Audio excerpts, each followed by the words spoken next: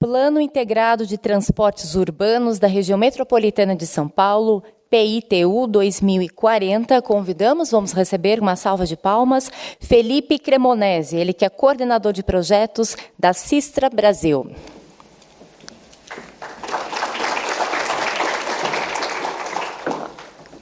Boa tarde. Bom, vamos mudar um pouco, né? A gente estava bem no clima engenheirão, vamos para a parte de planejamento, claro que não foge aos domínios da engenharia também. É um prazer estar aqui, obrigado pelo convite. Estou representando aí a Sistra, que está trabalhando, líder no consórcio que está produzindo o Plano Integrado de Transportes Urbanos, o PITU 2040. Primeiramente, eu só queria então fazer uma breve apresentação da Sistra.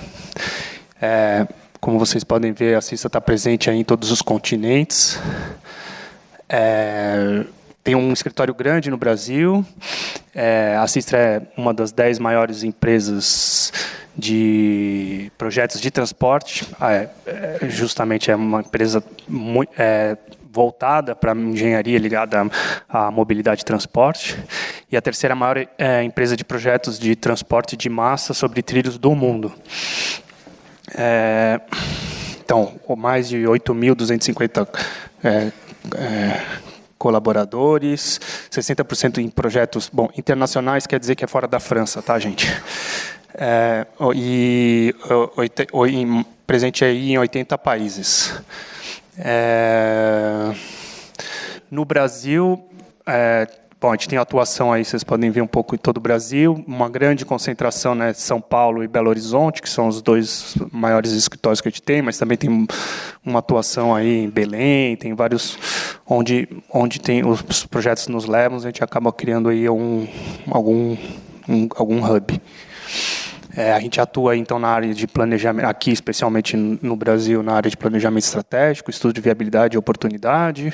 Planejamento estratégico é o assunto de hoje. Estudos de viabilidade e oportunidade, concessão de projeto, projetos funcionais básicos executivos, gerenciamento, supervisão, monitoramento e fiscalização, supervisão e acompanhamento, verificação técnica e testes. Deixa eu ver. Bom, tem também somos uma empresa, aí, como muitos já apresentaram, que está presente em todo o ciclo do projeto, então desde da consultoria, o gerenciamento do projeto, o projeto básico, funcional, executivo, a supervisão de obras, os testes, comissionamento, operação e manutenção. Agora, entrando propriamente no PITU. Então, o que é o PITU? Basicamente, aliás, é um plano, né, orientador que vem acontecendo aí já faz alguns anos, acho que a gente tem desde... Anteriormente, o pessoal mais cabeça branca vai lembrar, não chamava PITU, eu já esqueci o nome, mas já existia um feito aí no começo da década de 90, depois a gente teve em 97 o PITU 2020, que foi um marco muito importante, mas eu já vou entrar nisso, mas ele basicamente esse é um plano estratégico que vai orientar as políticas de mobilidade da região metropolitana de São Paulo. A gente foi contratado pela STM, né, que é a Secretaria de Transporte Metropolitano,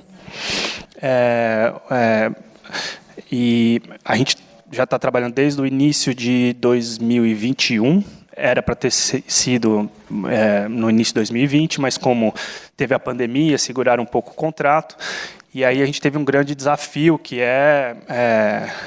justamente começar em plena pandemia, e como é um processo participativo, que a gente vai ver aí a questão toda disso logo mais, como que a gente faria, quais as ferramentas que a gente utilizaria para trazer todos os atores que estão envolvidos, são muitos. Então, não preciso nem dizer que é um processo... acabei de dizer que é um processo participativo. Ele tem a ver com a promoção da mobilidade e acessibilidade urbana, e ele tem a ver também visa a definição da rede integrada de transporte, e tem a questão da visão de futuro da cidade, então tem a ver muito com a questão do planejamento, do que a gente almeja para o nosso futuro, que é um dos pontos que eu vou tratar na sequência. Então, a gente teve aí o PITU 2020, que foi feito em 97 e com duração aí até 2021. Depois, na verdade, a gente teve o PITU 2025, que é uma espécie de revisão do 2020. Então, você vê que essa questão do processo contínuo, ela está aí. Tem também muito de uma vontade, acho que da STM, de que isso exista na realidade, porque o que muitas vezes acontece é que você faz os planos, lança eles e depois ele vai para uma gaveta ou vai para as vontades políticas dos governantes. Então, eu estou aqui entre engenheiros e empreiteiros e não entre políticos, a gente pode falar mais abertamente. Bem, e agora começamos então o PITU 2040. Bom, acho que disso eu já falei, de expandir e racionalizar o sistema de alta. A gente é um plano estratégico, né? Então a gente muitas vezes se concentra muito no sistema de alta e média capacidade. Mas como ele é um plano, a gente tem que ir lá buscar os indicadores, as questões de gestão e investimentos necessários para essas políticas acontecerem. A gente está ainda no processo de trabalho, né? Então tem muita coisa que ainda não aconteceu, mas aí o que está em azulzinho e vermelho é o que já avançou. Teoricamente, até dezembro a gente estará acabando. Eu sei que acho que vai ter que ter um prolongamentinho aí do contrato para a gente poder terminar, mas... Bom, tivemos muitas fases e hoje eu até só vou... salientar aí duas, essas que estão em vermelho, que foi a questão da formulação da visão da metrópole e a modelagem, que é também algo que a gente tem muito orgulho, que a gente criou um modelo para a região metropolitana de transporte integrado, incluindo transporte público e individual, incluindo questão tarifária, que eu também vou falar também por cima, porque eu acho que não teria um seminário inteiro para te falar sobre isso. Então, a visão de futuro da região metropolitana e o processo participativo. Como é que a gente trabalhou? Bom, a ideia foi sempre ter várias maneiras de se comunicar com todos os atores. Então, para isso, a gente usou aí vários instrumentos, né? Então, a gente fez um seminário técnico, basicamente foi uma releitura, uma análise do que aconteceu no PITU, no PITU 2020, quais foram os acertos e os não acertos, assim, e isso foi logo no início. A gente apresentou isso à comunidade, seja entre as empresas, seja aos municípios, e na sequência a gente justamente fez um primeiro dos seminários estratégicos. Aí nós tivemos oficinas territoriais, que foi a que buscou falar com os diferentes municípios, os atores territoriais, então todos os 39 municípios, mais os consórcios de municípios, mais as autoridades ligadas à mobilidade de transporte e também ao planejamento da região metropolitana. E aí a gente acabou nesse primeiro seminário estratégico. Teremos o segundo no final do processo. E agora estamos tendo 10 oficinas temáticas, cada uma ligada a um assunto específico. Então, tivemos sobre novas tecnologias, fontes de financiamento, cada uma com um público diferente.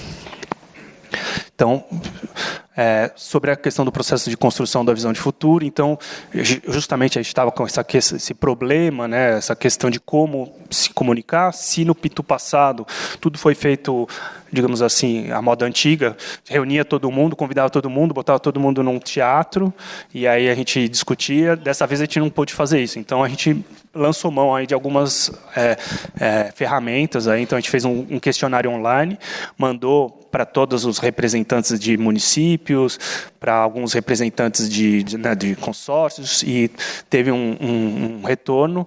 A gente fez as oficinas virtuais, que foram aquelas 7, também via apresentação, né, seminários online, que nem hoje em dia a gente tem muito, mas no começo de 2021 ainda não era uma coisa tão difundida. E aí isso acabou consolidando uma visão, e então a gente tentou identificar aí os problemas atuais, as correlações de funções públicas, e aí buscou essa visão de futuro que seriam, digamos, atributos, qualidades urbanas e também fatos portadores do futuro, que são coisas que a gente vê que estão aí e que irremediavelmente vão acontecer. Então, alguns fatores de sei lá, automação, de coisas que... Um dos fatos portadores de futuro, por exemplo, era a questão do teletrabalho, que o próprio Covid antecipou, por exemplo. Na mobilidade urbana, no final das contas, isso pode fazer um efeito. Bom, aí a gente chegou na questão da proposta da visão, que é mais ou menos um catado de tudo que foi dito durante essas reuniões e tenta juntar. Então, por exemplo, então a gente tem uma frase emblemática, que é: a metrópole de São Paulo é a cidade das pessoas para pessoas, pelas pessoas, sem preconceitos, privilégios e amarras ao atraso, aberta a oportunidades do século, ao desenvolvimento controlado, ao anseio de trabalhar ombro a ombro com os brasileiros de todos os rincões. Bom, isso são palavras muito genéricas, mas que no final das contas a gente vai chegar elas vão levar a questões específicas, né? Então, por exemplo, equidade social, excelência ambiental, empregos suficientes, habitação digna, educação, saúde proficientes, ao alcance de todos, urbanismo e transporte de mão dadas, isso é uma questão que já se discute há muito tempo, né? A mobilidade integrada, sustentável com gestão de demanda, acessibilidade universal, que é outra questão, a harmonização de logística e carga, acho que muita gente está interessado, infelizmente não vou poder falar, governança metropolitana sem descontinuidades. Bom, isso pode parecer muito amplo, mas, por exemplo, você fala de excelência ambiental, no final das pontas isso vai virar um indicador que, sei lá, vai ser, por exemplo, emissões... a gente vai medir dentro do nosso modelo como que o PITU ajudaria a diminuir as emissões de CO2, por exemplo. Então, cada um desse daqui a gente pode transformar numa coisa mensurável. Bom, então, o outro ponto é o modelo, que é algo que a gente tem um certo orgulho aí, que envolve, digamos, bem complexo, que envolve aí muitos atores e diferentes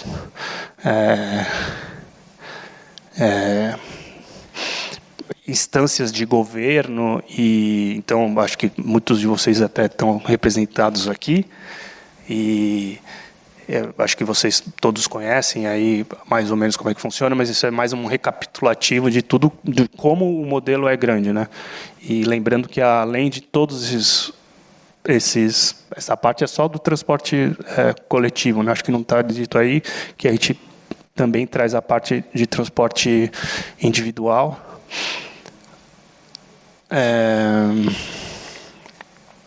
Então, e o nosso modelo traz a questão da tarifária.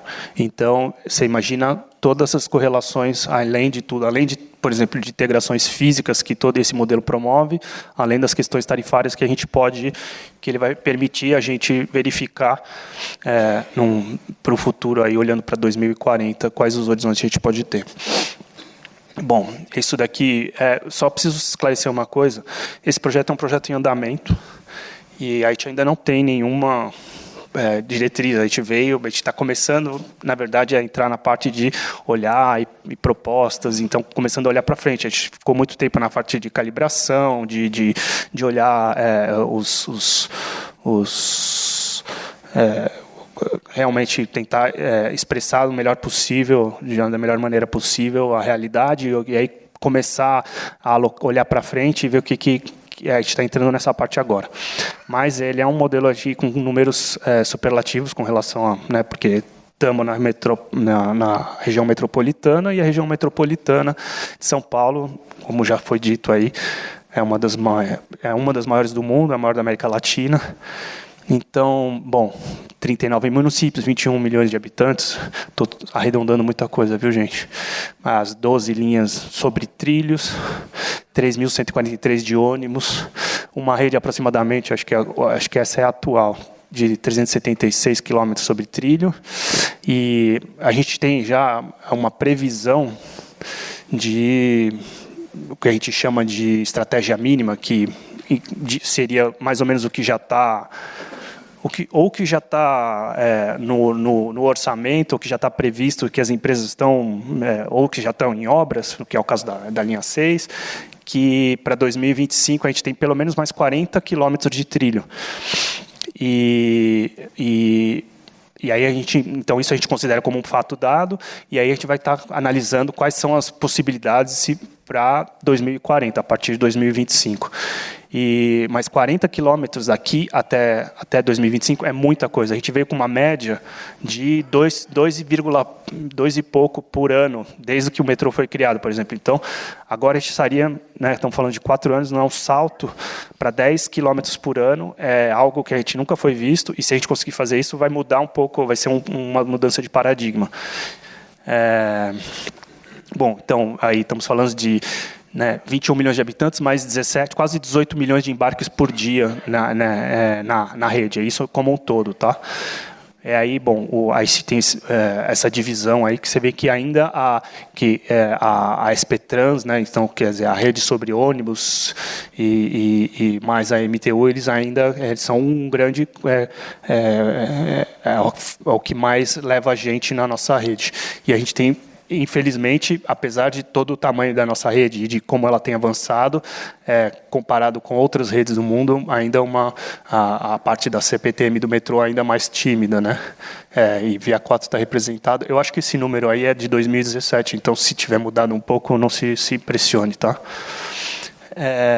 Bom, aí só para explicar, modelo 4 etapas, né, a gente está trabalhando no software Visum, que inclui, como já disse, transporte público e individual.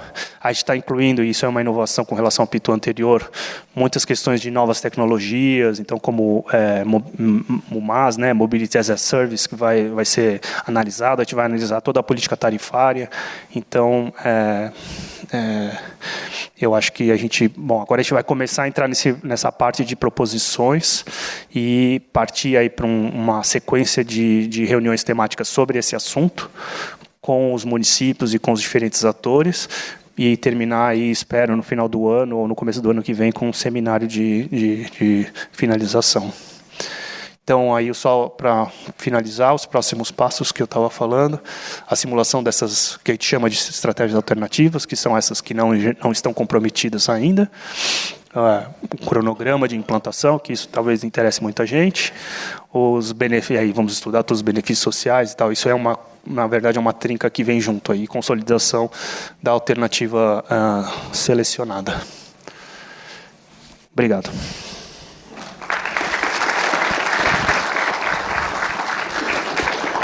Muito obrigado. Queria perguntar para você, nas oficinas temáticas e nos seminários técnicos, suponho que são convidados pessoas e profissionais dos 39 municípios. Como é que vocês lidam com a diversidade política, com a diversidade técnica e conceitual de transporte de cada município, né? O senhor tocou no assunto fundamental. Não é simples. Agora, a gente tem, muitas vezes, mais do que a diversidade, por exemplo, política, a capacidade de atraí-los e para que eles acreditem que eles também fazem parte. Porque como é teoricamente, algo que vem do governo do Estado, muitas vezes tem essa animosidade política entre municípios e o governo do Estado, porque a STM representa, digamos assim, o governo do Estado. Então, as próprias discussões trazem isso. Então, a gente volta a falar sobre a criação de uma autoridade metropolitana. Então, isso aparece para se falar, para descentralizar o poder do Estado de São Paulo dentro da região metropolitana. É um desafio. E o desafio também ainda maior, que foi de não estar presente. Então, muitas vezes, não vamos, como é que vai ser o representante? Depende existem, né, exemplos aí consórcios de municípios super interessados e que vão e participam e propõem, e alguns que não vão, mandam o gerente de trânsito participar de uma reunião com a câmera fechada. É a multiplicidade de atores, que esse é um dos desafios que a gente tem tratado, mas eu acho que a gente vai chegar com um resultado bem interessante no final do túnel. Muito obrigado. Uma salva de palmas